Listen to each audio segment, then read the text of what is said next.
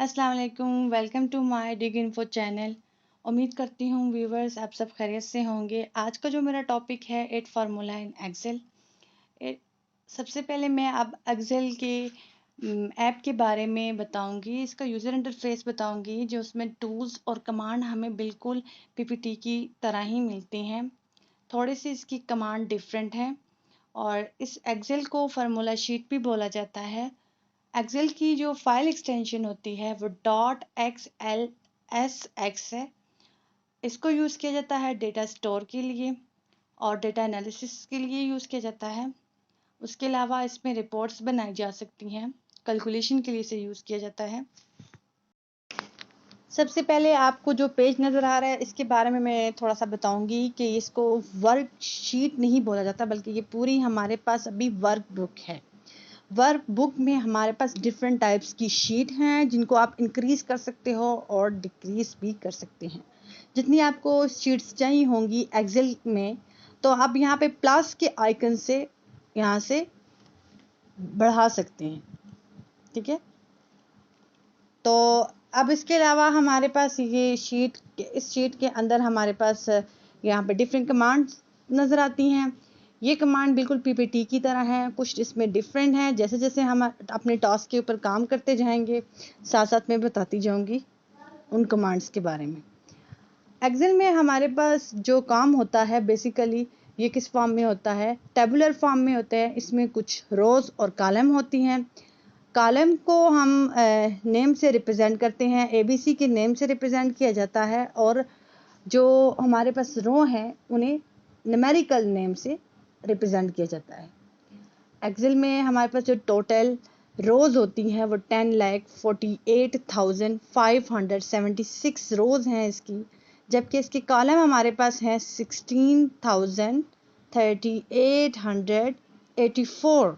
ठीक है, अब मैं किसी भी खाने को सिलेक्ट करती हूँ तो इसको सेल बोला जाता है। सेल एक्सेल में जो काम वर्क होता है वो सेल रेफरेंस की बेस पे होता है, और सेल रेफरेंस मैंने आपको बता दिया था कि कॉलम्स और ये क्या कहते हैं रो हमारे पास चल रही हैं, इनको हमने नाम बताए थे कि ये जो अल्फ़ाबेटिक नेम से जो चल रही हैं वो हमारे कॉलम हैं, और जो न्यूमेरिकली फॉर्म में हमें नज़र आ रही हैं इन्हें कहते हैं रो।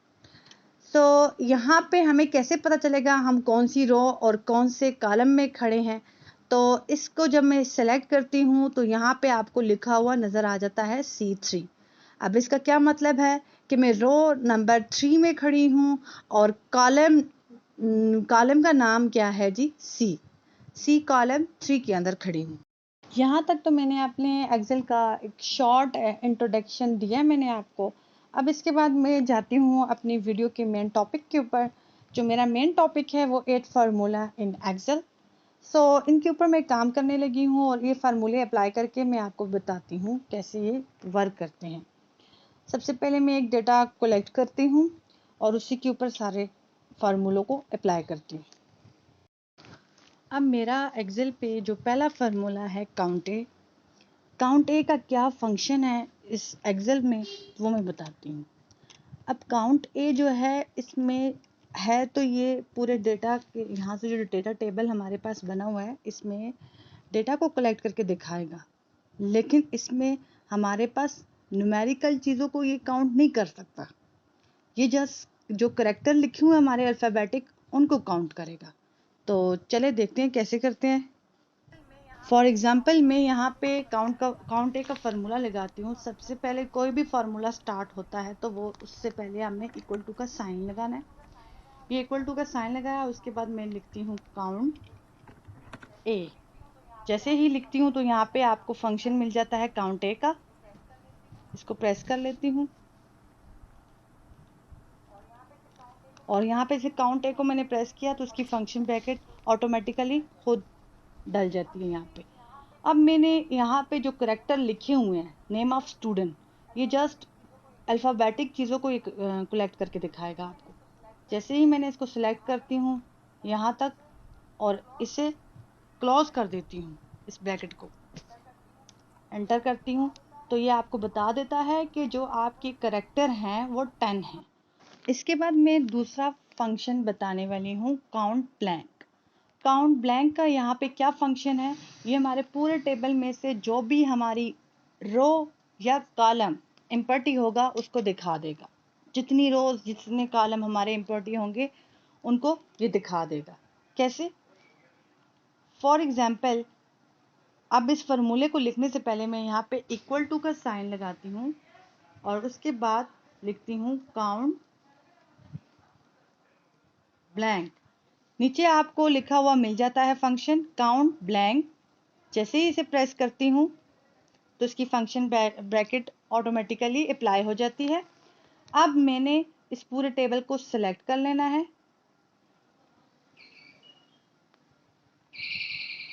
और इसको क्लोज कर देनी है, इसकी ब्रैकेट को।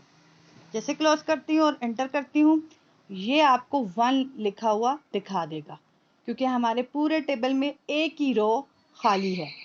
ठीक है, अब मैं थर्ड काउंट की बात करूंगी। थर्ड काउंट क्या काउंट करके देता है हमें डेटा में से? ये न्यूमेरिकल वैल्यू फाइंड करके देता है। ये न्यूमेरिकल वैल्यू पे अप्लाई किया जाता है। इसमें अल्फ़ाबेटिक करैक्टर को ये काउंट करके नहीं देगा। ठीक है, जो हमारा काउंट ए था वो हमें दोनों वैल्यू फाइंड करके दे सकता है, न्यूमेरिकल भी और अल्फ़ाबेटिक भी। ठीक है, अब यहाँ पे मेरा जो चौथा फार्मूला है वो है सम का। सम का फार्मूला मैं यहाँ पे यूज़ करूँगी। तो सम का फार्मूला कैसे यूज़ करूँगी? यहाँ पे मैं इक्वल टू का साइन यूज़ कर देती हूँ और फिर सम लिखती हूँ, फंक्शन ब्रैकेट ऑटोमेटिकली आ जाती है। फिर वो रेंज सेलेक्ट कर देनी है जिसका मुझे टोटल चाहिए। सम का मतलब सबको ये जमा करके दे देगा। फॉर एग्जांपल, मैं ये मार्क्स को जमा करना चाहती हूँ तो फर्स्ट सेल को मैं सिलेक्ट करती हूँ जहाँ से मार्क्स मेरे स्टार्ट होते हैं और इसको यहाँ से सिलेक्ट करके लास्ट तक ले जाती हूँ। ठीक है, उसके बाद ब्रैकेट को क्लोज कर देती हूँ तो वो आपको इसका टोटल बता देता है 3065। ठीक है, उसके बाद आ जाता है मैक्स कि मुझे इसी रेंज में से जो सबसे बड़ी रकम है वो फाइंड करके दिखाए। तो एक्सेल में फार्मूला यूज़ होता है मैक्स। सबसे पहले आपने इक्वल टू का साइन लगाना है, फिर मैक्स, फिर फंक्शन ब्रैकेट ऑटोमेटिकली स्टार्ट हो जाती है। फिर आपने रेंज सेलेक्ट कर देनी है जिसमें से आप मैक्सिमम नंबर फाइंड करना चाहते हैं। मैं इसी रेंज को सिलेक्ट करती हूँ लास्ट तक और उसके बाद इस ब्रैकेट को क्लोज कर देती हूँ। जैसे क्लोज करती हूँ तो वो आपको रिजल्ट दे देता है 459। इस रेंज में सबसे बड़ी रकम है। उसके बाद मैं मिनिमम वैल्यू चेक करना चाहती हूँ इसी रेंज में से। सबसे पहले आपने इक्वल टू का साइन यूज़ करना है, फिर MIN लिख के फंक्शन ब्रैकेट आपकी ऑटोमेटिकली स्टार्ट हो जाती है। फिर यहाँ से रेंज को सेलेक्ट कर ले जहाँ तक आपने फाइंड करना है और ये आपको इस रेंज में जो सबसे छोटी रकम होगी वो फाइंड करके दिखा देगा। जैसे कि हमारी यहाँ पे सबसे छोटी रकम 234 है। उसके बाद एवरेज फाइंड करेंगे। तो एवरेज के लिए भी वही प्रोसेस होगा। सबसे पहले आपने इक्वल टू का साइन यूज़ करना है, फिर एवरेज लिखना है, फंक्शन ब्रैकेट आपकी स्टार्ट हो जाती है, फिर आपने इसी रेंज को सेलेक्ट कर देना है और ये आपको जब आपकी ये रेंज सेलेक्ट हो जाती है उसके बाद फंक्शन ब्रैकेट को क्लोज कर देना है। जैसे क्लोज करते हो तो ये आपको इसका एवरेज भी दे देता है।